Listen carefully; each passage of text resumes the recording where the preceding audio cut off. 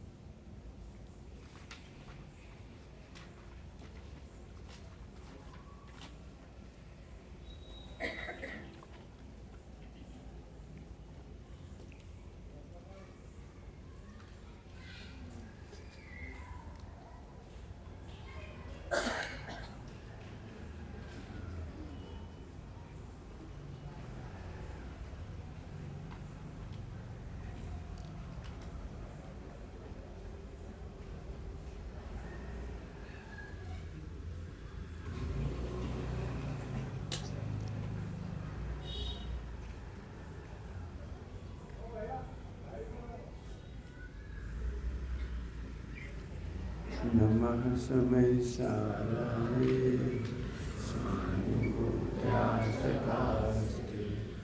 ईश्वराय भावाय सर्वभावान्तराय।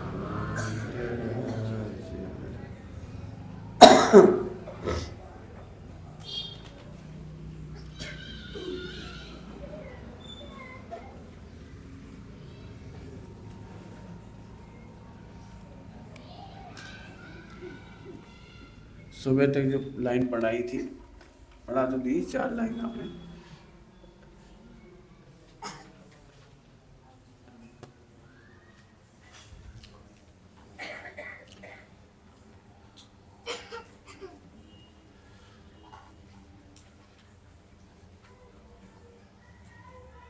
रोक इसलिए रहा हूँ, स्थूल नहीं करना चाहता इसलिए थोड़ी सूक्ष्म बात कहना है।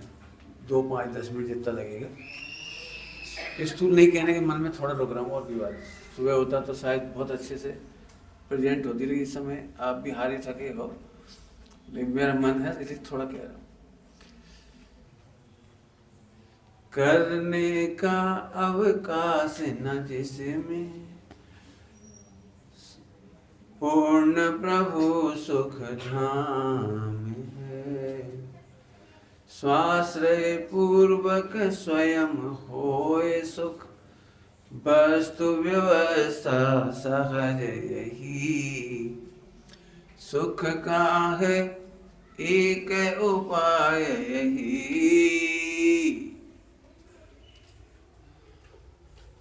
इसका अर्थ हो चुका है, मुझे पता है, फिर भी थोड़ा और कहने का मन है। स्वाश्रय, पंडित यही तो दिक्कत है, स्वाश्रय कैसे ले?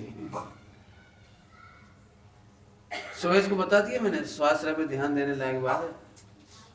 स्वाश्रय का मतलब है वस्तु व्यवस्था की समझ, भरोसा। इस समय मैंने कह दिया है आपको। उस भरोसा को, स्वाश्रय को पुष्ट करने के लिए एक बहुत बड़ा लॉजिक आपकी सभा में दे रहा है। बहुत बड़ा लॉजिक है, बहुत बड़ा लॉजिक। मैं कल आज तीसरा दिन है ना, तीसरा ही ना, तो परसों के सुबह के प्रवचन में अपन ने ये बात कही थी कि इस जीव को मन वचन काय मिले, और यहीं से ये भटक गया। ये पता ही नहीं, परसों के सुबह के मन वचन काय मिले। मैं जानता हूं अभी आपका समाधान नहीं हुआ होगा, पक्की बात है, नहीं हुआ होगा। भले मैं कितने अच्छे तर्क दे दूं, दृष्टांत दे दूं, लेकिन आपके दिमाग में सेट है, उस पर बहुत मिथ्यात्व है एक्चुअली वो, और मिथ्यात्व के टुकड़े करना बड़ा कठिन पुरुषार्थ तो होता है। इसलिए मैं एक आपको ऐसी बात कहना चाह रहा हूँ जिससे शायद आपको लाभ हो जाए। शायद इसलिए कह रहा हूँ कि आपकी योग्यता, शायद मेरी तरफ से नहीं है, आपकी तरफ से शायद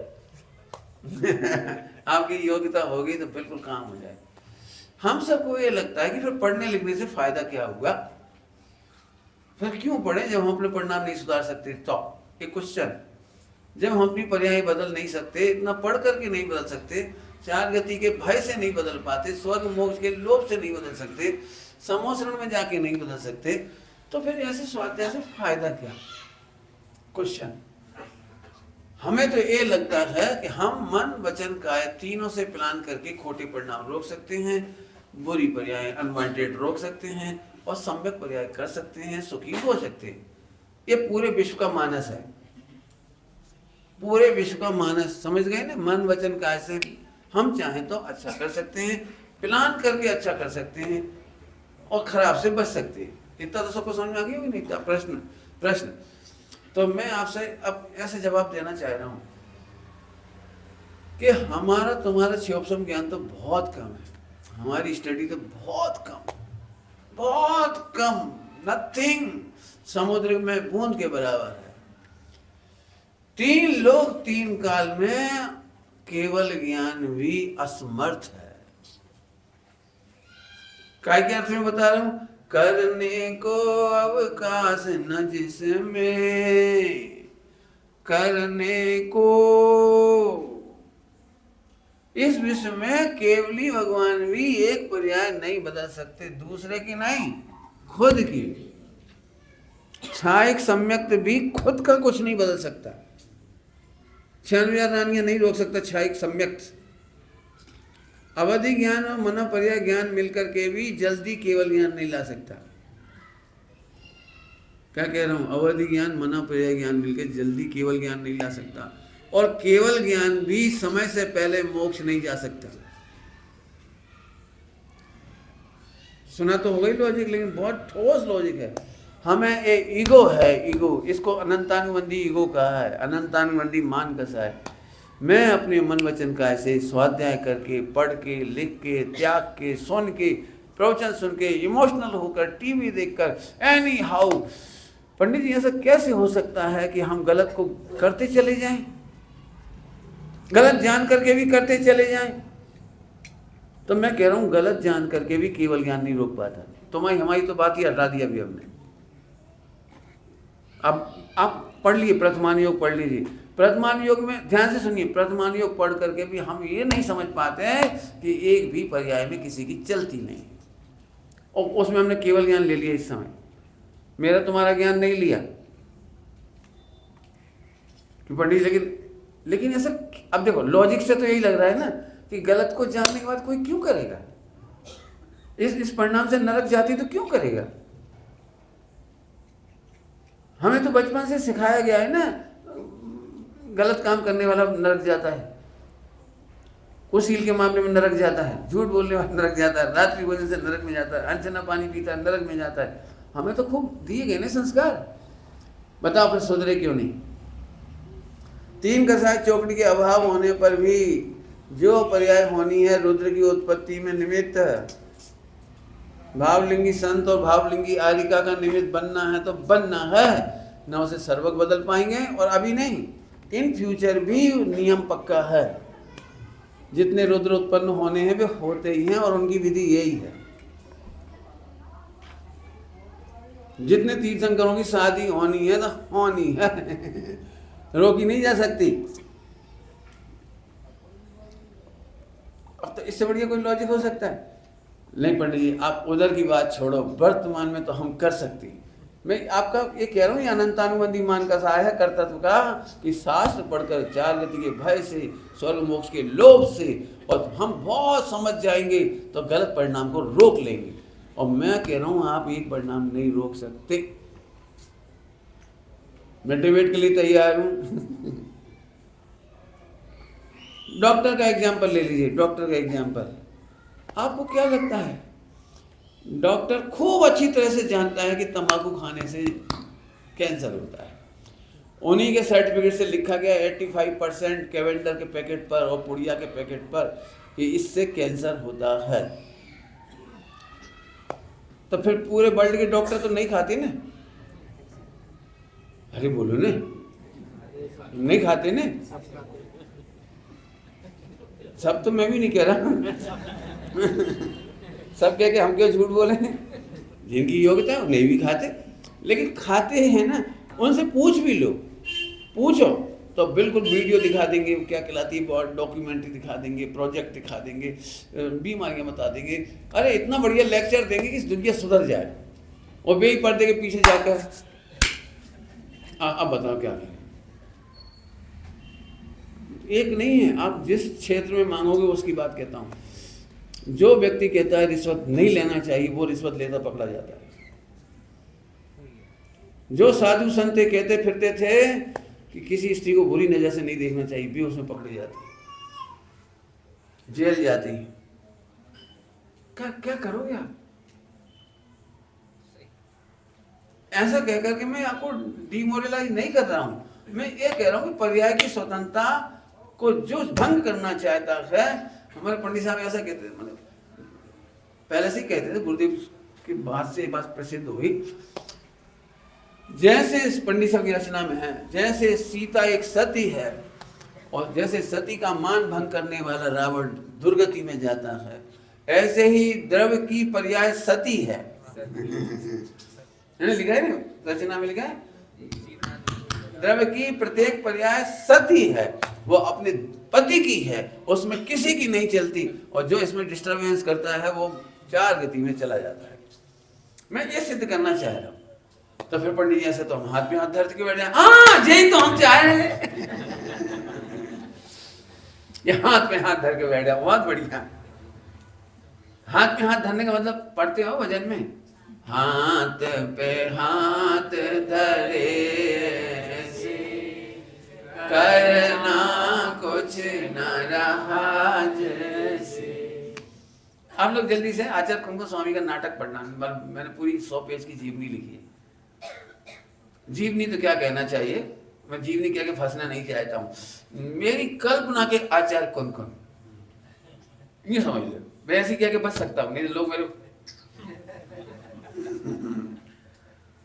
बहुत कह सकते हैं, मुझे पता है। तो मैं कह रहा हूं मेरे कल्पना के। समंत स्वामी की कहानी में मैंने यही लिखा, मेरे भाव चित्र, मेरा भाव चित्र है। तुम्हें सही लगता है तुम मानो, नहीं मानो मत मानो, मेरा है। मैंने सोचा कि समंत स्वामी ऐसे थे, तो उनके बारे में लिखा है मैंने। 8 साल का बालक माँ मंदिर लेके गई, माँ ने बेटे से पूछा, बेटा भगवान के दर्शन करो। बालक ने कहा, माँ ये तो रोज करता हूं। माँ समझ गई ये ट्रेडिशनल हो गया, ट्रेडिशनल हो गया कि हम तो रोज जाते हैं, आप रोज तो कराते। उसने नई बात क्या है, नहीं बेटे भगवान को देखो। अरे देख तो रहा हूं, देखो। अब बच्चा थोड़ा सीरियस हुआ, देख रहा हूं ना, कि नहीं बेटे नहीं देख पा रहे तो, यदि देख रहे हो तो बताओ भगवान की मुद्रा कुछ कह रही है? कुछ तो नहीं बोल रही, बोल कहां रही? बोल रही बेटे, बोल रही। जैसे क्रोध की मुद्रा आंख क्रोध को व्यक्त करती है, समता की मुद्रा समता व्यक्त करती है। बच्चा तो होशियार ही था, 1 किलो पकड़ा, फटाफट। माँ मैं समझ गया। क्या समझ गए? क्या समझ गए? भगवान परम सुखी है। सुखी है? तुझे कैसे लगता है? अब उल्टा क्वेश्चन, तुझे कैसे लगता है भगवान सुखी है? तुझे कैसे समझ में आया?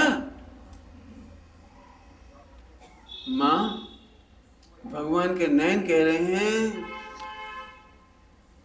बाहर देखने में सुख नहीं है, जहां सुख है वहीं देख रहे हैं। बेटे भगवान के कान क्या कह रहे हैं कि सुनने वाला सुखी नहीं होता और सुखी सुनते नहीं है।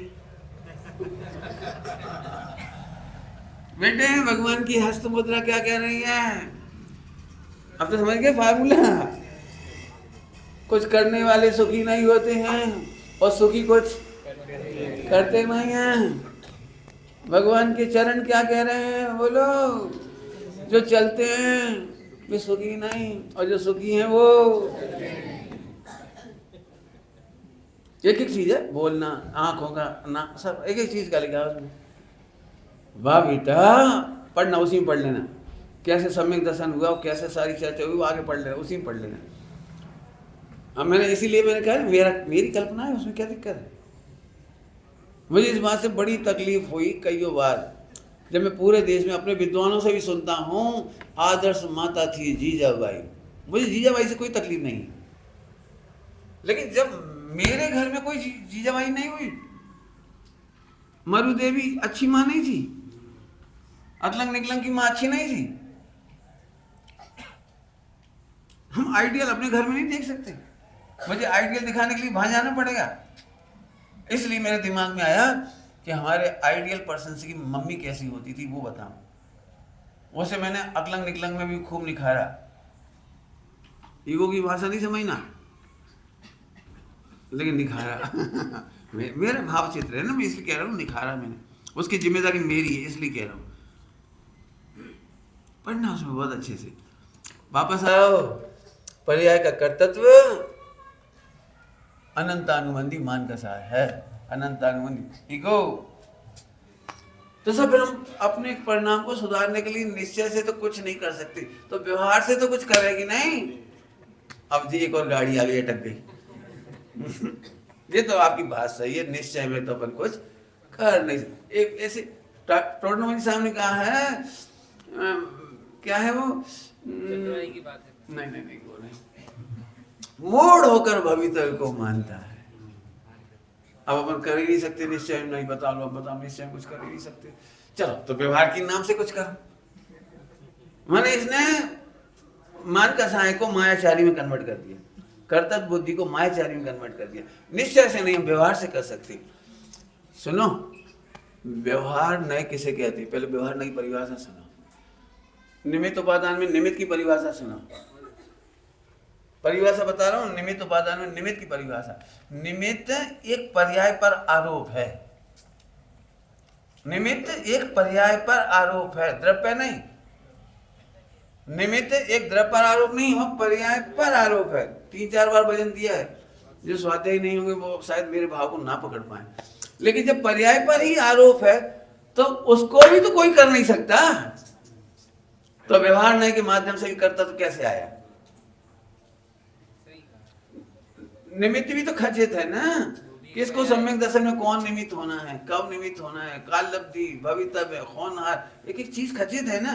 तो तेरा मन वचन का है कि प्लानिंग करने से, निमित्तों को मिलाने से काम हो जाएगा, ये भी तेरा मिथ्या हो गया। तो फिर पंडित साहब व्यवहार को आप मानते ही नहीं हो। मानता हूं ना, व्यवहार को व्यवहार मानता हूं।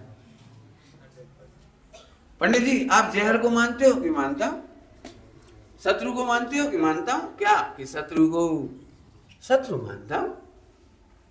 व्यवहार को व्यवहार मानना परमार्थ है, सम्यक ज्ञान है, केवल ज्ञान वो सम्यक ज्ञान है। व्यवहार को व्यवहार मानना, व्यवहार को परमार्थ का स्थान नहीं दे सकते और परमार्थ को व्यवहार का स्थान नहीं दे सकते। व्यवहार को परमार्थ का स्थान देने से व्यवहार की इज्जत खत्म होती है। जल्दी बोल गई, व्यवहार की प्रतिष्ठा खत्म होती है। व्यवहार व्यवहार है, और जैन शासन का निश्चय यदि अलौकिक है तो व्यवहार अद्भुत से भी अद्भुत अलौकिक है। हम उसे जड़ की क्रिया कह के उड़ा नहीं सकते, वो मोक्ष मार्ग की निमित्त भूत क्रिया है। बिल्कुल सुन लेना सभी लोग। मुझे बहुत बुरा लगता है जब कोई कहता है पूजा पाठ जड़ की क्रिया है, व्रत उपवास जड़ की क्रिया है, 28 मूल जड़ की क्रिया है। तो आप जड़ की क्रिया नहीं मानते कि मानता हूं, कहता नहीं। मानने के लिए कहा था, कहने के लिए नहीं कहा था। मैंने सुनकर के तकलीफ हुई है, मुझे मानने में तकलीफ नहीं है, क्योंकि जड़ की क्रिया को जड़ की क्रिया कहना बुरा नहीं है। लेकिन यदि आप पूजा पाठ को जड़ की क्रिया कहकर उपेक्षा कर सकते हो तो हम तब जाने तुम माई का लाल तब कहलाओगे जब अपने बेटे की शादी में जड़ की क्रिया भी छोड़ दोगे। बैंड बाजा नहीं बजना चाहिए, जड़ की क्रिया है। मिठाइयाँ नहीं बनेंगी, जड़ की क्रिया है। गिफ्ट भी नहीं लोगे, दोगे भी नहीं, जड़ है वो। डाउरी हाँ, घोड़ा सब जड़ की क्रिया है।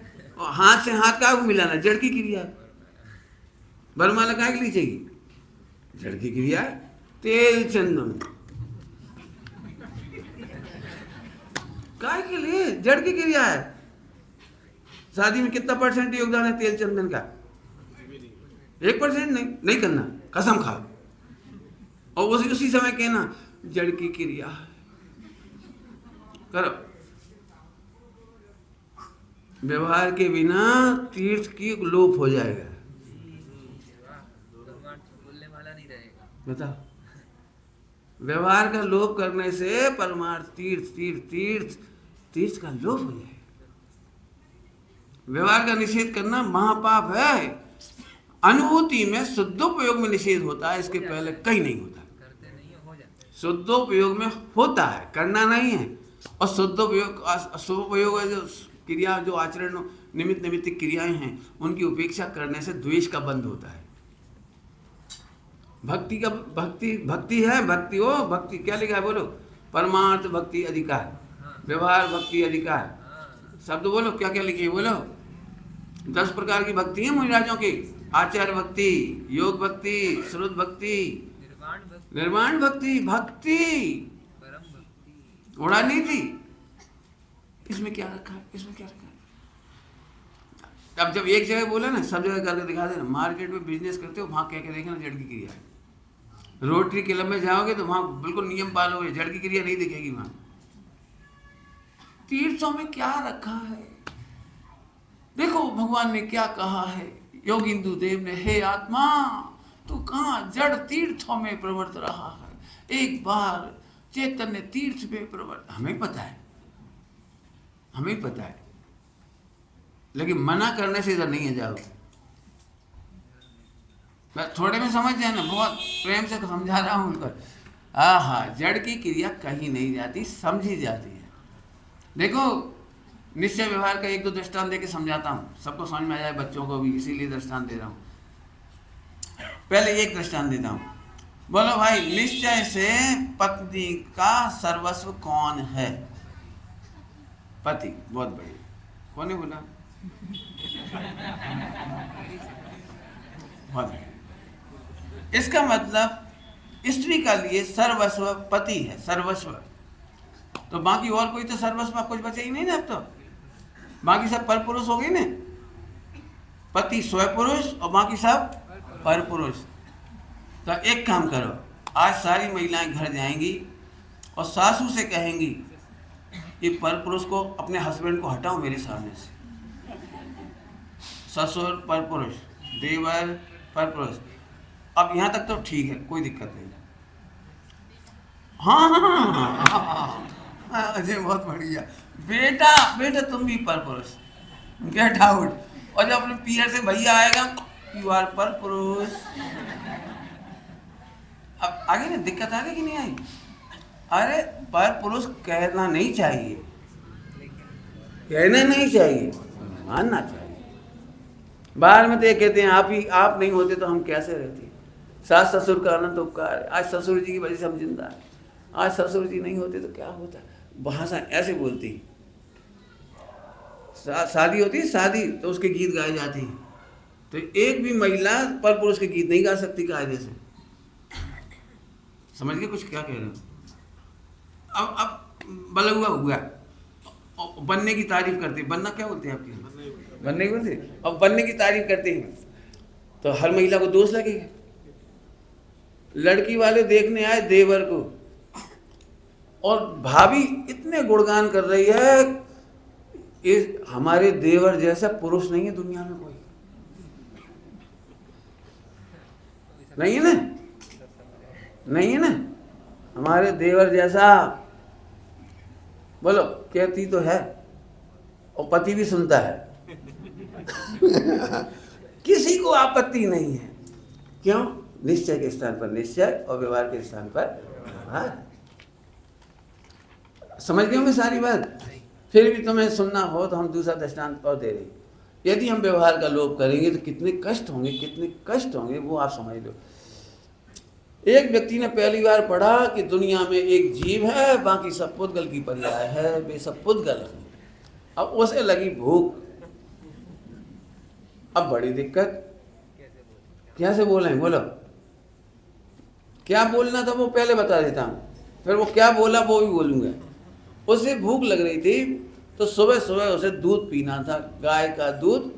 और नौकर से कहा, पत्नी से कहना, गाय का दूध गिलास में रखकर शक्कर डाल के मुझे दे दो। बोलना ये था।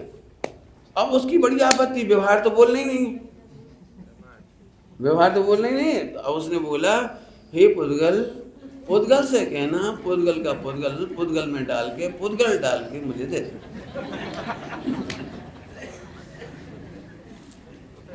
अब नौकर ने पूछा क्यों? क्योंकि इस पुद्गल को सुधा बेदनी नाम की पुद्गल पर्याय का उदय हुआ है। हंस रहे हैं। चलो ये तो मैंने आपको बता दिया था ना कौन सा दूध चाहिए था, वो क्या क्या चाहिए, इसलिए आप समझ भी गए थोड़ा हुआ। अब वो भोजन करने बैठा, पुद्गल परोसो। अब नमक कम था, मिर्ची कम थी, तो पुद्गल कम है। अब बताओ क्या करे, कौन सा पुद्गल डाले इसमें? नमक डाले, जीरावन डाले, अचार डाले, कौन सा पुद्गल डाले? आप समझ में आए कुछ? जो जैन शासन के व्यवहार का उपहास करते हैं वे पूरे द्वादश अंग का अभाव कर देते हैं। इस समय सारजी में लिखी है बात। इसलिए व्यवहार का उपहास नहीं करना। कोई व्रत उपवास नियम संयम करता हो, मुनि दशा लेता हो, संयम धारण करता हो, स्वप्न में भी उपहास नहीं करना, क्योंकि अज्ञानियों का अज्ञान गलत है, अज्ञानियों का भी संयम गलत नहीं। अज्ञान दूर करने लायक है, संयम दूर करने लायक नहीं। सब जगह घटाना है, सभी जगह घटाना, नहीं तो आप बहुत कष्ट में पड़ जाओगे, बहुत कष्ट में पड़ जाओगे। अब पढ़ो, व्यवहार का लोभ करने से तीर्थ का लोभ हो जाएगा। तीर्थ माने जैन शासन का मार्ग खत्म हो जाए। द्वादशांग की हत्या नहीं करना हो, वे यथा योग्य प्रवृत्ति। टोडरमल जी ने बड़ी सुंदर भाषा लिखी है। किसी व्यक्ति ने गलती की समझे, मैंने आचरण तो बहुत अच्छा करता है, मंदिर आता है, पूजा पाठ करता है, सब करता है, लेकिन आत्मा का अनुभव नहीं किया। मान लीजिए एक एग्जाम्पल अपने लिए, मान लो आत्मा का अनुभव नहीं किया, और सब तो क्या। तो टोडरमल जी ने इतनी प्यारी शैली बताई, ओहो तूने इतना किया तो शाबाश, परंतु स्वानुभव के बिना ये सार्थक नहीं होता। हम क्या रखे, जड़ क्रियाओं में क्या रखा है, जड़ क्रियाओं में क्या रखा है, अरे सब जड़ क्रियाओं में। ये क्या बोल रहे हो? आपको पता है यदि एक जड़ क्रिया नहीं होती ना, एक जड़ क्रिया, तो आज कान्जी स्वामी नहीं होती। पूरे हिंदुस्तान और विश्व में यदि गुरुदेव का प्रभाव हुआ है तो उसका पहला कारण माता कौन था? वो था जिस समय उन्हें दिगंबरों को परिचय तक नहीं था, माँ समय साहब जी हाथ में था, उस समय उन्हें सीमंदर भगवान की भक्ति थी और रोते थे कि प्रभु आज जिन प्रतिमा नहीं है, जिन मंदिर नहीं है। और जिंदगी का पहला काम उन्होंने किया था जिन मंदिर का निर्माण। दिगंबरों से परिचय नहीं हुआ था किसी का भी। सबसे पहले पाली तरणा में जाकर दिगंबर भगवान के दर्शन किए, श्वेतांबर मंदिर के दर्शन नहीं किए, दिगंबर मंदिर के दर्शन। और वहाँ आंखों में से आंसू आ रहे, प्रभु आपका ये अनाथ बालक आपके बिना कहाँ जाए, क्या करे। और वहाँ प्रतिज्ञा की थी कि सोनगढ़ में मंदिर बंधा। उस समय की बात कर रहा हूँ 1935 की। किसी को परिचय नहीं था पूरे हिंदुस्तान में, दिगंबरों को नाम भी पता नहीं था किसी को। और जयपुर से 3 दिन में प्रतिमा लेकर आए। 3 दिन लग जाते थे उस समय जयपुर जाने में, सोनगढ़ से 3 प्रतिमा लेकर आए। और छोटी मोटी नहीं ले आए, इतनी सी। मैं उन लोगों को बहुत कहता हूँ, परेशान है जिन प्रतिमा के बिना, लेकिन मंदिर नहीं बनाते। क्यों? कौन पूजा करेगा? ये दिगंबरों की हालत, 20 परिवार हैं, 8 परिवार है, 6 परिवार है, कौन पूजा करेगा? गुरुदेव अकेले थे उस समय पुरुष में, अकेले 2 किलोमीटर दूर से नदी का जल छान के भर के लाते थे। पूजा करना सीखने वाला पहले मेंबर का नाम है कान्जी स्वामी। कौन से सीखी थी बता दूं नाम आपको? पाली तारणा के पुजारी से सीखा था कि भगवान की हमारे तो स्थानक में तो प्रतिमा होती नहीं, कैसे इनका अनादर ना हो जाए, हमसे पाप ना हो जाए, उससे सीखा था। अब प्रतिमा सही खरीदना है हमें कैसे पता लगे प्रतिमा सही है? तो दिगंबरों का पहला परिचय हुआ था पंडित चैन सुखदास जी से। पहले व्यक्ति।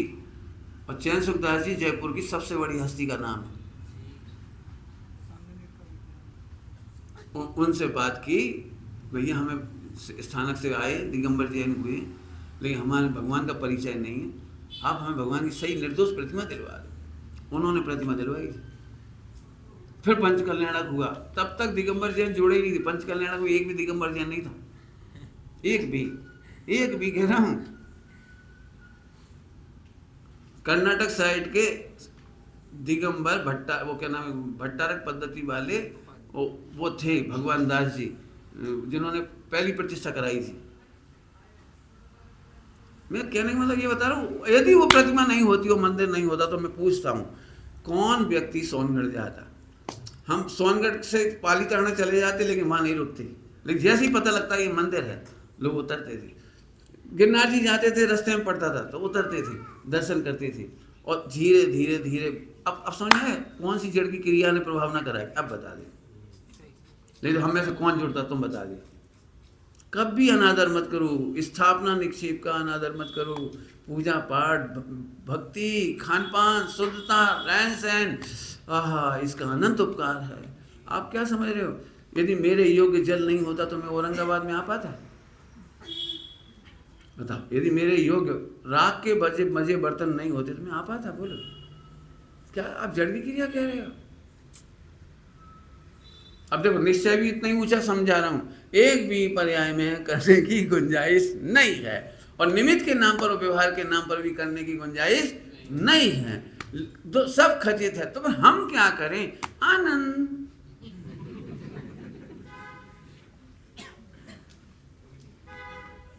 देखो मैं बताता हूँ कैसे आनंद करती है।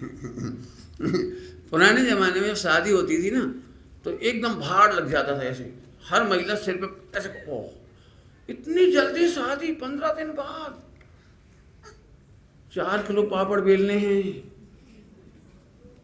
इतना गेहूं तैयार करना पड़ेगा, मसाले कूटना पीसना सब घर में ही होता था पूरा, बाजार का कोई रोल नहीं था बाजार का। एक महीना पहले से बहुएं बेटियां घर में आ जाती थी और सब मिलके पापड़ बेलते थे, सब नमक कूटते थे, दालें दलते थे, पूरा पूरा घर में तैयारी कर, 1 महीना तैयारी में लगता था। तो जैसी शादी होती थी तो सबको कष्ट होता, शादी। और आज की तारीख में बहुत आनंद आता है। शादी कब? परसों, ओके, क्यों करना धरना कुछ नहीं। सही बता तो आनंद अब आता है ना, कुछ कहते नहीं, सब रेडीमेड। ये तो दृष्टांत दिया, मैं तो इसको आनंद नहीं कहता, लेकिन रेडीमेड। तो नहीं करना पड़े, ये आनंद लगता है कि नहीं लगता है? क्यों? कोरोना के समय बच्चों की जलवे हुए थे कि नहीं थे? विदाउट परीक्षा पास, विदाउट स्कूल जाए, 1 साल क्या मस्ती काटी मोक्ष की।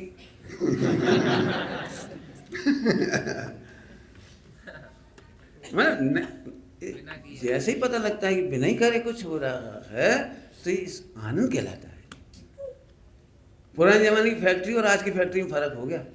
पुराने जमाने में कपड़े का एक एक धागा ऐसे बनाना पड़ता था, ऐसे ऐसे ऐसे ऐसे बनाना पड़ता था, तकली होती तकली, ऐसे ऐसे सूत, और फिर सूत से बनाते थे एक एक कपड़ा, कितना मुश्किल पड़ता था। आज की तारीख में रुई ठूस दो, इसके बाद सो जाओ, और रुई से अपने आप सब होता जाता है, फिर कपड़े बनते जाते हैं। शाम AI ने सब कर देगा, और कर देगा थोड़ा और काम से, तो मैं कुछ नहीं करना। तो अब मैं आपसे पूछ रहा हूँ, जब कुछ नहीं करना पड़ रहा है, वहाँ आनंद मानता है कि दुखी मानता है जी? जब AI से काम हो सकता है, मशीनों से ऑटोमेटिक काम हो सकता है, सैटेलाइट के सारे सेटलमेंट तुम नहीं कर रहे हो, वो ऑटोमेटिक हो रहे हैं सारी, सबको पता होगा। जैसे ही वो भारत के ऊपर आता है तो कैमरा खुलता है, वो जरा सरक जाता है तो कैमरे बंद हो जाते हैं। आप चाइना के फोटो नहीं खींच सकते, आपका जो सैटेलाइट है वो नेपाल और बर्मा और भूटान के फोटो नहीं खींच सकता, लंका के फोटो नहीं खींच सकता। कितनी सुरक्षा चक्र कि तुम कर पाते 24 घंटा, वो अपने आप होता है सारा सारा। अब बोलो, ऑटोमेटिक होने में आनंद है कि करने धरने में आनंद है? अब तो ठीक हो गया, बस अब अपना मोक्ष कल्याण हो गया, आगे चलो। स्वास्थ्य का अर्थ बता ही दिया। अगली लाइन थी, इंद्रिय सुख तो दुख मूल है। ये पहले दिन का पहला प्रवचन है, इंद्रिय सुख तो दुख मूल है। एक लाइन के लिए रिपीट कर दिया प्रवचन, सुबह थोड़ा ही बताया था। अतीन्द्रिय सुख की वांछा आकुलता में दुख रूप ही, ये थोड़ी तगड़ी लाइन है। बहुत कोई ने दूध पिया हो भैंस का तो पचेगा। फिर से, अतीन्द्रिय सुख की वांछा, शब्द क्या लिख रहे हैं? अतीन्द्रिय सुख की वांछा, ये आकुलतामय है, दुख रूप ही। अब समझ में कुछ नहीं आया। वो सुबह वैसे बताया मैंने, थोड़ा दृष्टांत देके बताता हूँ। वांछा दुख मूल है, अतीन्द्रिय सुख दुख मूल नहीं है। अतीन्द्रिय सुख दुख मूल नहीं है। अतीन्द्रिय सुख तो सुख है, अतीन्द्रिय ज्ञान तो सुख है। वांछा, तो वांछा का बहुत सरल दृष्टांत देता हूँ, बहुत सरल दृष्टांत। मैं जानता हूँ सब लोगों को दिमाग में खचित है, देखो भाई भोगों की कांक्षा तो नहीं करना चाहिए, लेकिन भगवान के सामने ये कहना चाहिए, हे प्रभु मेरी एक ही कांक्षा है, एक ही भावना है, दिन रात मेरे स्वामी ये भावना, ये भाव, बस एक ही भावना है, एक ही भाव वांछा है। कोई सम्यक दर्शन मांगता है, कोई उसको और मांगता है, कोई मांगते सब है। मंदिर में लिखवाया तुमने? नहीं, यही लिखवाया ना, शिक्षालय है, भिक्षालय नहीं, अरे पाठशाला निकाला, कल गए थे मैं पाठशाला। शिक्षालय है, भिक्षालय नहीं। बढ़िया, अब आगे चलो। तो पंडित सम्यक दर्शन ज्ञान चाहे, इसकी वांछा में तो क्या दिक्कत है? दिक्कत क्या है? पॉइंट प्रश्न में आ गया बेटे, दिक्कत क्या है? ये तो बहुत अच्छी बात है ना। मैं वो तो नहीं मांग रहा ना, स्त्री पुत्रादिक, स्त्री पुत्रादिक तो नहीं मांग रहा हूँ ना मैं तो, ठीक है। तो दो दृष्टांत देता हूँ फटाफट। पर स्त्री सेवन तो दुख रूप है ही, लेकिन स्व स्त्री को ये कहना कि तू मेरी हो जा, ये भी दुख रूप है। समझ में आया? कुछ नहीं कहते। तुम अपनी पत्नी से कहो तुम मेरी हो जाओ, मेरी हो जाओ, तुम मेरी हो, मेरी हो, भगवान की कसम मेरी हो, तो क्या होगा? अपनी पत्नी से डिमांड करो तुम मेरी पत्नी बन जाओ, वांछा करे काय गुरु है ना। तो एक दृष्टांत तो समझ में आ गया, थोड़ा बहुत आया होगा, तो दूसरा दे देती, कोई बात नहीं। एक आज्ञाकारी बेटा, आज्ञाकारी तो अच्छा होता है ना, उसकी शादी हो गई, अभी सब मेहमान बैठे हुए हैं, सभी मेहमान सभी बैठ गए, तो बच्चा भी बैठा है बेटा, तो बीच बीच में पूछ रहा है, पापा जी एक बर्फी मेरी पत्नी को दे दो। यदि आपकी आज्ञा हो हे तात, एक रसगुल्ला मैं खा सकता हूँ क्या? आपकी बड़ी इनायत होगी।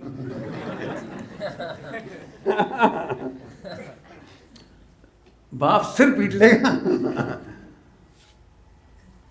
अपने घर है ना बेटा, अपना ही घर है ना, कौन ने तेरा हाथ पकड़ा है? कौन ने तेरे से कहा है कि तू अपनी पत्नी को मत खिला? ये तो ऐसी बात आम मेहमान के सामने सही बताना कितने फजीते होंगे।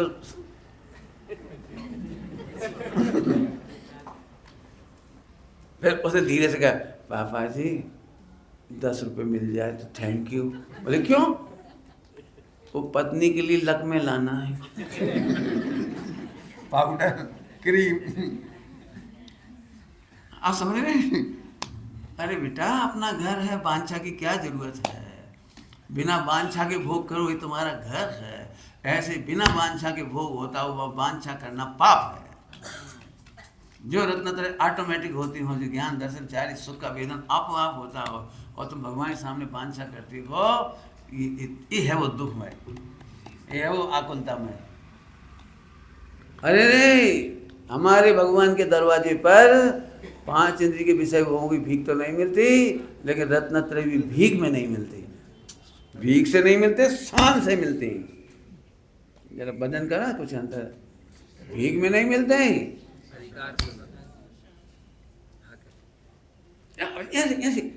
इसमें क्या दम है? धवल जी की याद आ जाती है, धवल जी की याद आ जाती है। सारे जगत के देवता हाथ जुड़वाते हैं और हमारे देवता हाथ पर हाथ रखवाते हैं। क्या कह रहे? हमारे भगवान जगत की माता तेरा हाथ दूसरे के हाथ में दे देती है। क्या कह रहे, समझ गए?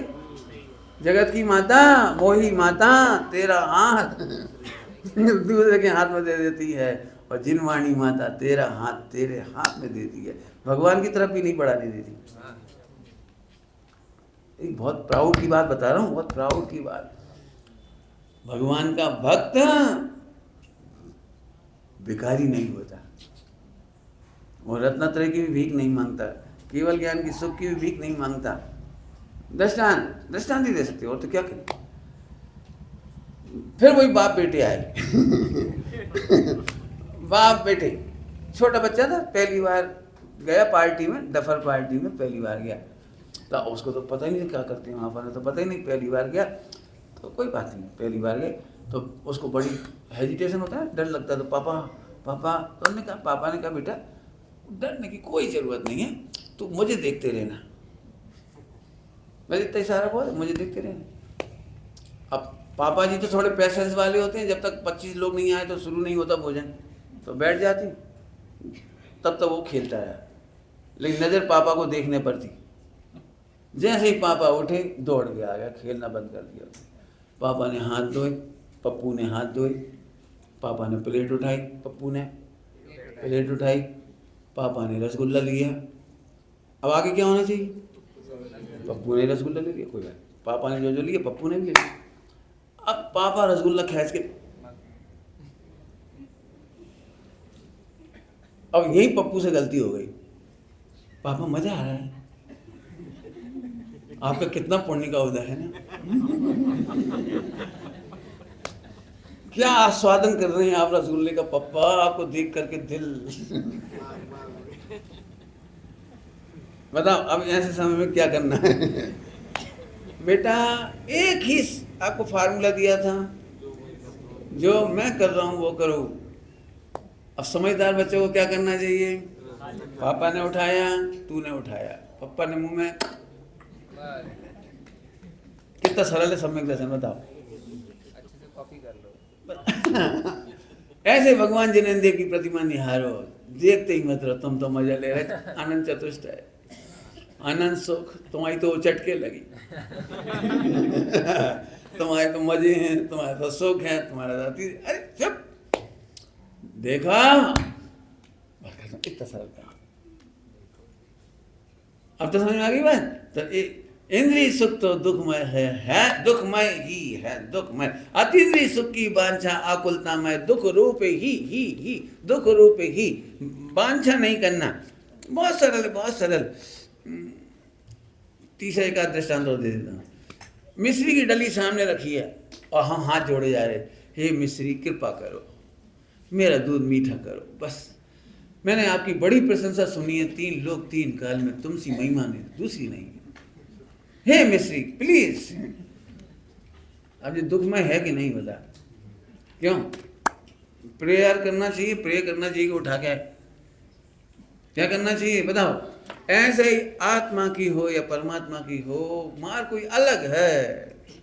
चलूं अब तो आगे, अब अगली लाइन पढ़ के सुनाता हूं आपको।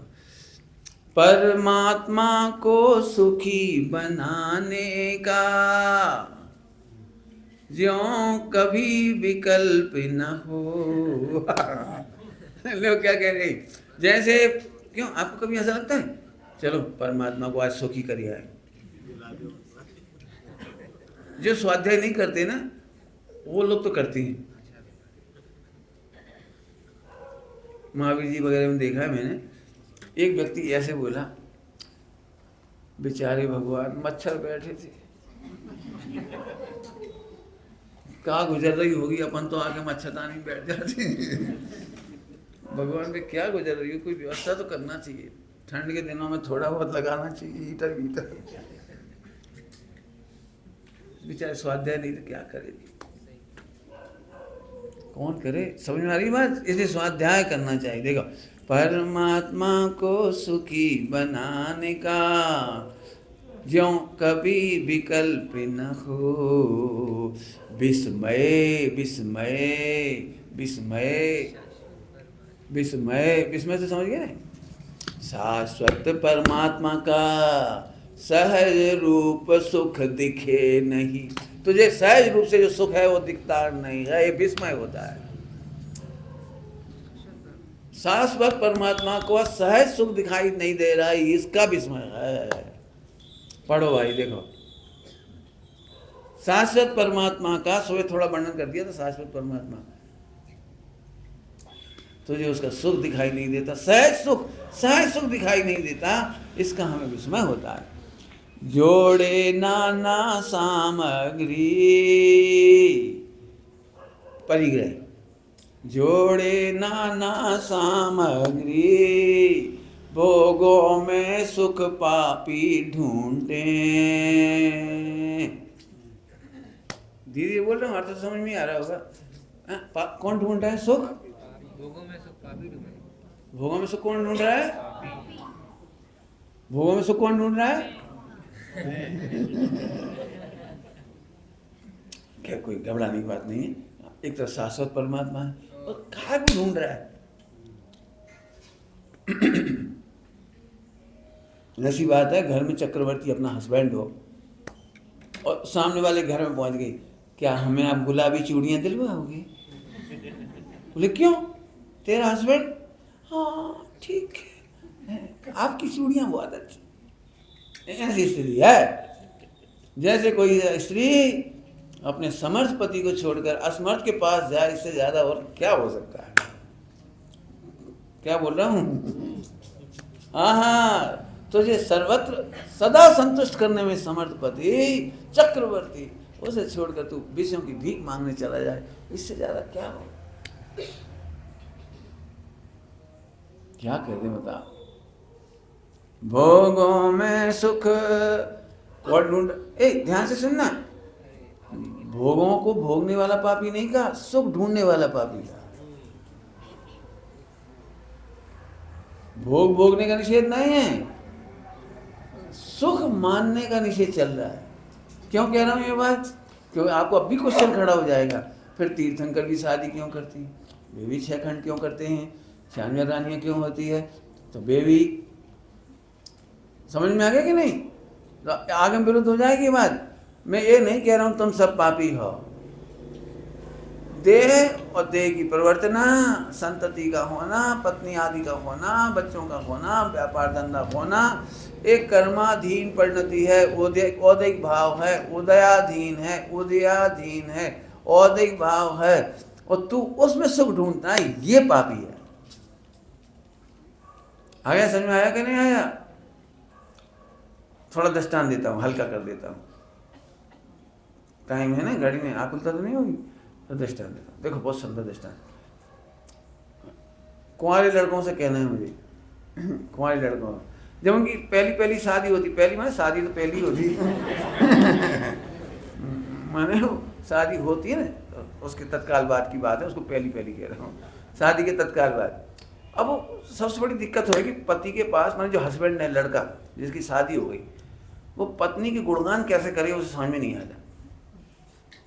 अब नहीं आता समझ, बेचारे उसके पास वोकेबुलरी नहीं है, जितनी लिखी लिखाई थी वो तो सगाई के और शादी के बीच में सुना दी उसने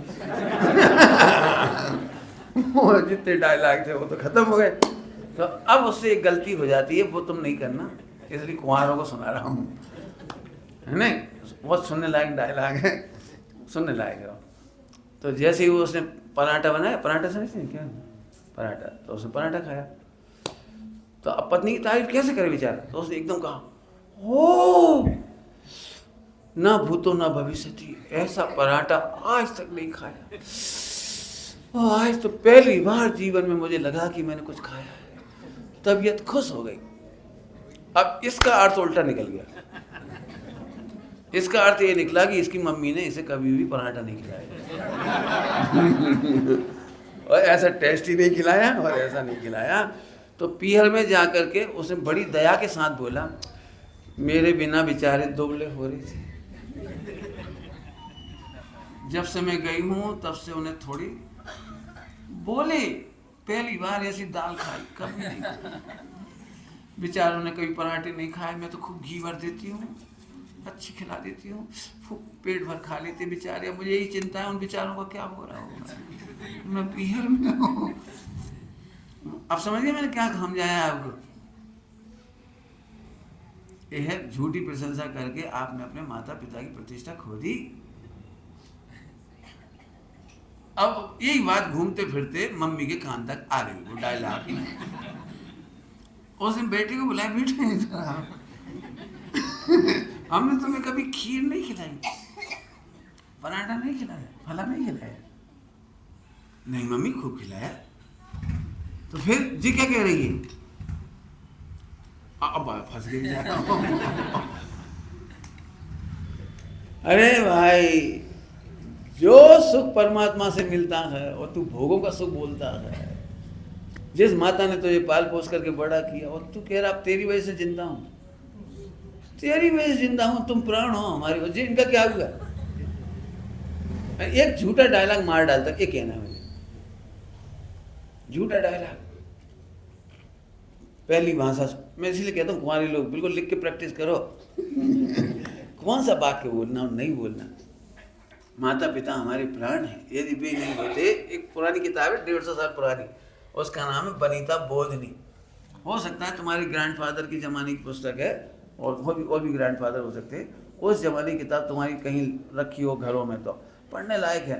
उस बनीता बोधनी में एक बहुत प्यारी पंक्ति लिखी है, हे बहुओं, हे भोली भाली नादान बहुओं, ऐसे लिखा है।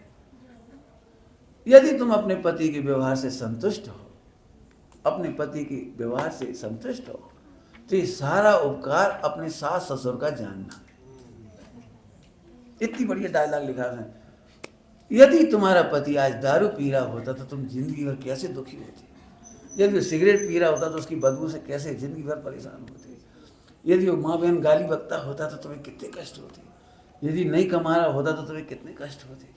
यदि वो परिस्थिति सेवन होता, बेच से सेवन करता, तो तुम्हें कितना कष्ट होता। आज यदि तुम अपने पति से संतुष्ट हो तो ये सारा का सारा उपकार अपने सास ससुर का जानना। इसलिए उनका चित्त कभी दुखी नहीं करना, उनकी खूब सेवा कर, उनके आशीर्वाद से तुम कभी दुखी नहीं हो। इतनी प्यारी भाषा लिखी, बहुत समझने लायक। जब शाश्वत सुख यहीं से मिल रहा है तो भोगों में कौन ढूंढे, ये कह रहा हूं। जब आत्मा का सहज सुख मिल रहा है तो भोगों में, ये दृष्टांत हो गया। कैसे कह दें हम किसी से कि हमें सुख मिल गया। भोजन करना बुरा नहीं है, कपड़े पहनना बुरा नहीं है, विवाह बुरा नहीं है, ध्यान रखना। यदि ये बुरा होता तो तीर्थंकर कभी ना करते। उदय की सामग्री है, उदयानुसार प्रवृत्ति है, लेकिन उदय में जानो, अपने खाते में मत डालो, खाते में मत डालो। आगे होगी बात। कितना सुंदर लिखा, बोलो क्या लिखा है। भोगों में सुख पापी ढूंढे, ढूंढे वो पापी। आगे, व्यवहारी भी रचे पुण्य में, पावे सुख का लेस नहीं। व्यवहारी भी पुण्य में रचे, पुण्य में पावे सुख का लेस नहीं। अब देखो, हमने तो अभी बाह्य सामग्री कही थी ना, तो वो तो हो गया अशुभ, और जी लाइन में ले दी शुभ। व्यवहारी भी पूजा पाठ करके, व्रत उपवास करके, देह की क्रियाएं करके, शुद्ध खान पान करके, और उसमें सुख मानता है तो बस सही नहीं है। पावे नहीं, सुख नहीं पाएगा, सुख नहीं पाएगा। आपको तकलीफ नहीं हो रही तो 1 मिनट लूं, जल्दी बोलो। हाँ, थकान तो नहीं लग रही, समझा दो। देखो, क्योंकि जाते जाते आप अधूरी नहीं पकड़ो ये बात को। आचरण करने का मना नहीं किया, जड़ की क्रियाओं का, पूजा पाठ व्रत उपवास 28 मूल गुण का मना नहीं किया, लेकिन उसमें सुख ढूंढता है तो दुखी होता है। तो पंडित जी ये कैसे दुख होगा, अब इसको सिद्ध करना है, ऐसे कैसे दुख सिद्ध हो जाएगा। हम तो बहुत पूजा पाठ करते हैं। तो आपको मैं बहुत बड़ी लिस्ट सुनाता हूँ, 10-5 में सुना देता हूँ, बाकी आप निकालना। जब भी आप शरीर के आश्रय से उपवास करोगे तो आपको फौरन ये लगेगा कि आज शरीर समर्थ है तो उपवास कर लिया, कल शरीर कमजोर हो गया तो क्या होगा। तो दुखी होगा कि सुखी होगा, बोलो। शरीर के आश्रय से उपवास करना लगता तो सरल है। 1 करोड़ का हमने दान दे दिया पंडित जी, बोलो हम धर्मात्मा की नहीं, कि हम तो कह देंगे धर्मात्मा, कोई दिक्कत नहीं, तुम दुखी हो जाओगे। बोले क्यों, कि आज करोड़ था तो दे दिया और कल करोड़ नहीं हुआ तो क्या होगा, फिर धर्मात्मा कैसे कहलाओगे तुम बताओ। ठीक है, आज हमने गायन किया पूजा का विधान का जोरदार, और लोगों ने भी ताली बजाई, भैया बहुत बढ़िया पंडित जी, कितना अच्छा गायन किया।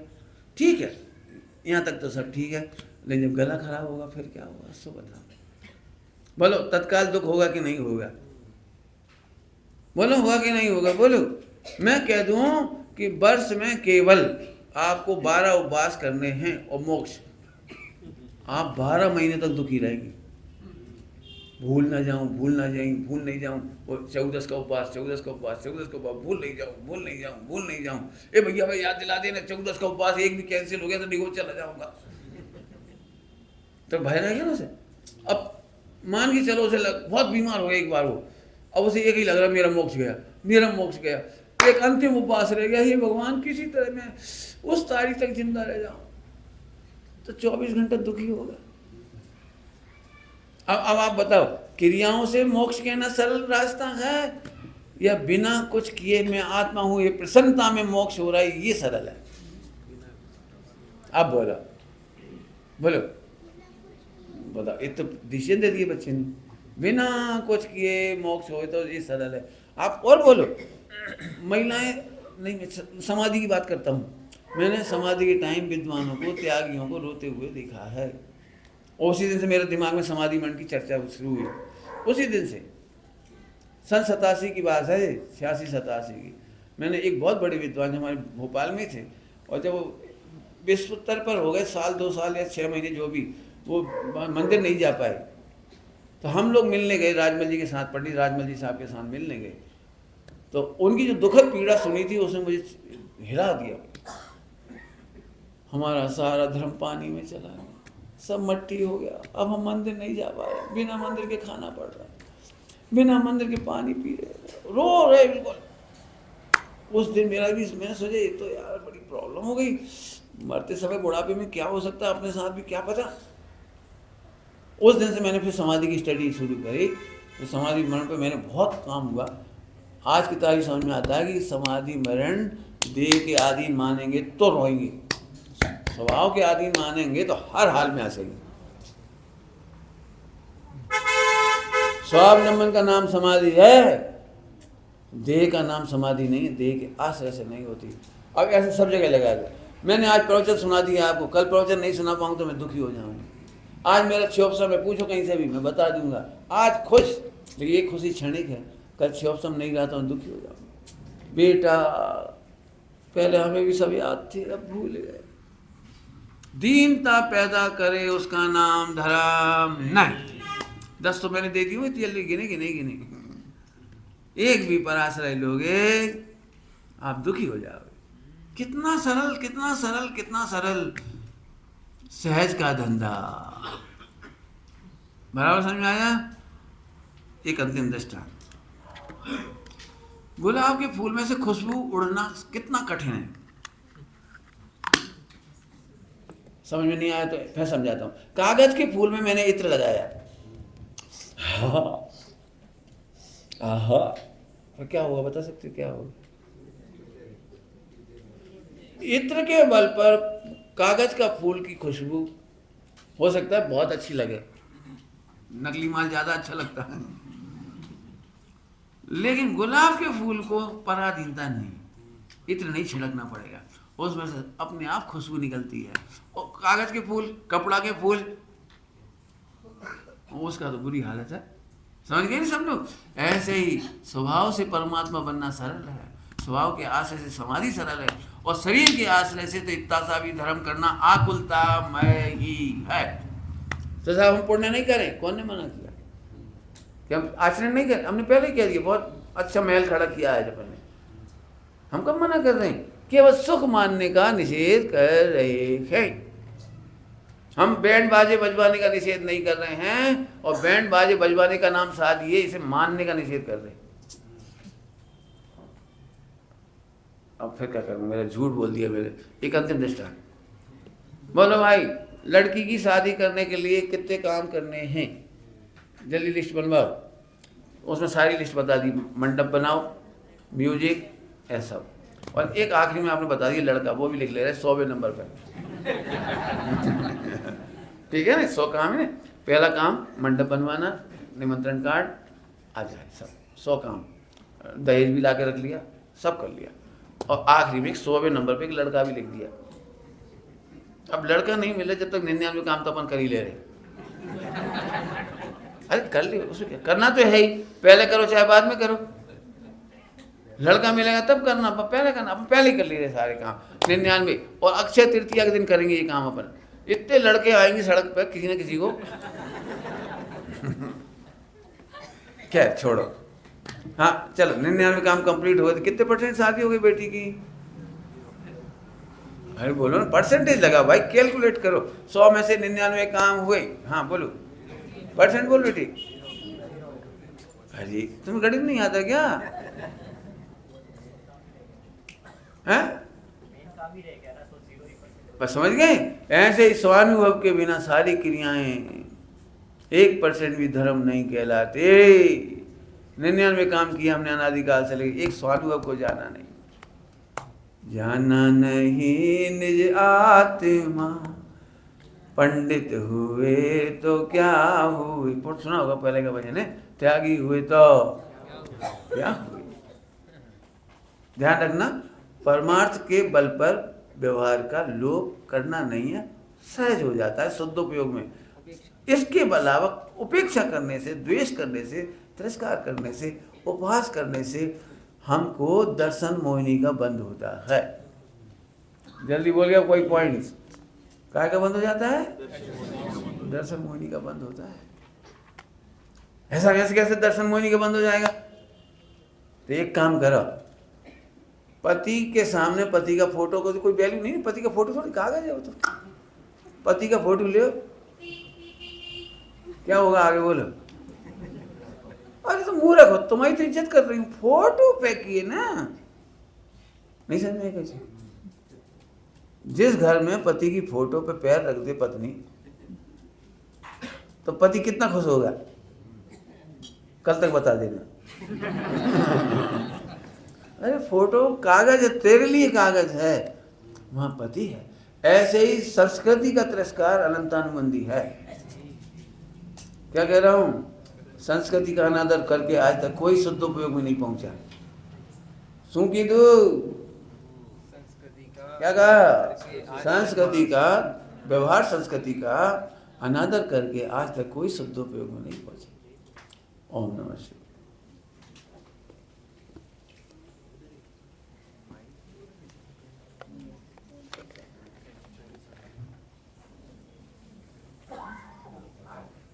ऐसे आपका 4 दिन का प्रवास में आज 3 दिन हो चुके हैं, एक बस शेष बचा है। और हम फिर भी 2-3 दिन से एक दिन एक्सटेंशन हमें मिला और एक दिन चाहिए था, पर वो हमारे भाग्य में नहीं है। जैसे 10 सितंबर हुआ था तो हमने डिसाइड किया था हर संडे को हम स्वाध्याय करेंगे। इसमें संडे हुआ तो स्वाध्याय नहीं हुआ, परंतु तो ये 4 दिन का ओकेजन आ गया है तो हमारे फिर से हम वापस स्वाध्याय से जुड़ गए। हम वो धारा बनाए रखना चाहते हैं। इसीलिए अब अगले महीने में जब दीपावली के 8 दिन बाद आने वाली अष्टमिका, कार्तिक की अष्टमिका में भी हम अभिषेक जी बालड़ी मंदिर उनको बुलाने वाले हैं। वे आने वाले हैं अष्टमिका पर्व के लिए। तो हम सभी को निवेदन करते हैं आप अष्टमिका पर्व में भी पधारें और धर्म लाभ लें। और अभी जस्ट स्वाध्याय जहाँ जहाँ चलता है ऑनलाइन ऑफलाइन, वहाँ से भी धर्म से स्वाध्याय से जुड़े रहे। अभी हम यहाँ पर समय सार अनुशीलन के माध्यम से ग्रंथ प्रारंभ करने वाले हैं। जिन्हें सब होंगे पधारे। और भाई साहब से अब जैसे आप वेबसाइट देख लो या उसके कंटेंट देखो आप, तो कितना कुछ लिखा हुआ है और छपाया कुछ नहीं है। यानी एक जितना भी कंटेंट है वो प्रसिद्धि के लिए नहीं, लोगों की भलाई के लिए। तो आप सिर्फ विषय बोलना, उसके लिए आपको एक कंटेंट मिल जाएगा, एक फाइल मिल जाएगी जिसमें आप पढ़ते जाओ तो आपको आनंद भी आएगा, मन लगा रहेगा और बहुत अच्छी जानकारी मिलेगी, गाइडेंस मिलेगी। मतलब कोई भी मतलब विवाह के पहले जो मेरे पास आए कभी भेजे मैं आपको भेज दूंगा ग्रुप में कि विवाह के पहले हम क्या कैसे रहे, है ना, बच्चे कैसे रहे, माता पिता कैसे रहे, हर चीज के बारे में। करियर से संबंधित भी एक बहुत अच्छी फाइल जैसा शेयर की है। जैसे 12th के बाद बच्चे कैसा करियर चूज करें, ये बहुत बड़ा पैनिक क्वेश्चन रहता है माँ बाप के लिए। तो उसके लिए भी एक स्पेशल PDF फाइल है, वो हम आपको शेयर करेंगे। मतलब आप जितना चाहे उतना कंटेंट मिलेगा। वेबसाइट से जुड़िए, कल लिंक शेयर की थी। और भाई साहब के प्रवचन यूट्यूब चैनल पे आते हैं, वो भी सुनिए, है ना। और धर्म से, जिज्ञानी से जुड़े रहे, स्वाध्याय से जुड़े रहे, तभी हमारा कल्याण होगा। सुन ही रहे प्रतिदिन कि हम परिपूर्ण है पर हम भूल गए। ये बताएगा वो, तो ये जिज्ञानी बताएगी। हम जिज्ञानी माँ के सानिध्य में रहे। कल के प्रोग्राम यथावत है। सुबह 7 बजे प्रसाद पूजन, 8 बजे से 8:30 चर्चित व्याख्यान है पहला प्रवचन, फिर 8:30 से 9:30 पंडित जी साहब का प्रवचन है। दोपहर में 2 से 4 2 से 4 फिर 3 से 2 से 3 चर्चित भैया द्वारा जैनोपैथी पर क्लास लग रही है। आज भी हुआ था और कल भी होगा। तो कल के मतलब अवसर कम है, कल ही दिन है हमारे पास, तो ज्यादा से ज्यादा सब लोग लाभ लें। अभी जिज्ञानी से ठीक है। अभी आपने आचार्य कुंद की माँ ने कैसे अपने बालक को संस्कारित करते हुए सम्यक दृष्टि बनाया। आचार्य अगलंत की माँ ने कैसे उन्हें बचपन से ही संस्कारों से तैयार किया। ऐसे सभी होनहार बालकों और उनकी माँ का क्या पेरेंटिंग रही है, वो कहानियों में बहुत अच्छे से निकल के आई है। आप जरूर उसको पढ़ें, हमारे विशाल भैया आप तक भेज देंगे। इसके साथ ही एक मुनिराजों की जीवन के अनछुए पहलुओं को स्पर्श करती हुई कुछ कहानियां लिखी गई हैं, जिनमें आचार्य समंत भद्र, आचार्य अगलंत, मार्कंडी मुनिराज, शिवभूति मुनिराज। हम सोचते हैं कि शिवभूति मुनि को केवल ज्ञान हो गया, लेकिन ऐसा क्या हुआ कि उनके परिणामों में इतना उछाल आया कि वो सीधे केवल ज्ञानी हो गए। मार्कंडी मुनि कुमार कन्या के साथ विवाह होने के बाद भी कैसे उनके जीवन में पुनः परिवर्तन आ गया। तो तत्व ज्ञान का बल क्या होता है, आत्म श्रद्धान का बल क्या होता है, आप इन कहानियों में पढ़ेंगे। इन्हें आप जरूर, छोटी छोटी कहानियां हैं, कुछ तो 5-5 पेज की कहानियां हैं, इन्हें जरूर पढ़िएगा। दूसरा, कुछ लोग पूछ रहे हैं कि जैनोपैथी के पास फिर 50-60 साल की महिला भी इंटरेस्ट ले तो पूरे जिनवाणी पर आधारित आपको उसकी पढ़ाई मिलेगी। और मैं ज़रूर चाहूँगा कि जो लोग जॉब नहीं मिली हो जिनको, वे भी इसमें 3-3.5 साल भाग लेकर के डॉक्टर बन सकते हैं। आप साधुओं से लेकर के साध्वियों तक की, ब्रह्मचारियों की भी सेवा कर सकते हो, समाधि करा सकते हो, अपने खुद के जीवन में 1 करोड़ बचाओगे और अपने परिवारजनों को भी सही बचपन से खान पान करा करके आप जिंदगी में करोड़ रुपए बचा लोगे, बीमारी नहीं होगी। तो जो बहुएँ हों, बेटियाँ हों, बच्चे हों, 12वीं पास होना कंपलसरी है उसमें। आप घर बैठे साल में 2 पेपर होते हैं और हर सैटरडे संडे 1-1 घंटे उसकी क्लास होती है। फिर इसके बाद एग्ज़ाम हो जाती है, फिर हम आपको प्रैक्टिकल सिखाएंगे सारा। ऑनलाइन जा करके भी आप हमारी बहुत सारी क्लासेस सुन सकते हो, माने आप लाभ तो ले ही सकते हो, लेकिन मैं चाहूँगा कि खुद सीख जाइए आप। और इस हमें बड़ा गर्व होना चाहिए कि जैन शासन में से निकला हुआ जैनोपैथी, और उसे हम ही ना माने, हम ही डेवलप नहीं करें तो कौन करे। तो आप जरूर चाहें तो भाग ले सकते हैं, फ़ोन नंबर दे देंगे, आप वहाँ संपर्क करेंगे। दिल्ली बोर्ड से इसकी एग्ज़ाम होती है, मैंने हमारा फर्जीवाड़ा नहीं है इसका कोई, दिल्ली से इसका सब कुछ होता है। उसका नाम अभी नेचुरोपैथी है, और नेचुरोपैथी के साथ साथ हम जैनोपैथी भी उसमें पढ़ाते हैं। आपको जो पढ़ाने वाली आती है ना, वो ठाकुर है पढ़ाने वाला, लेकिन जब क्लास शुरू होती है तो सबसे पहले वो जय जिनन करती है। जय जिनन से स्टार्ट होती है क्लास, और उन्हें सब पता है मुनिराजों की आहारचर्या, ये वो सब की चर्चा करती है उसमें। तो आप भी चाहें तो इसका लाभ बिल्कुल ले सकते हैं। निज निधि निज में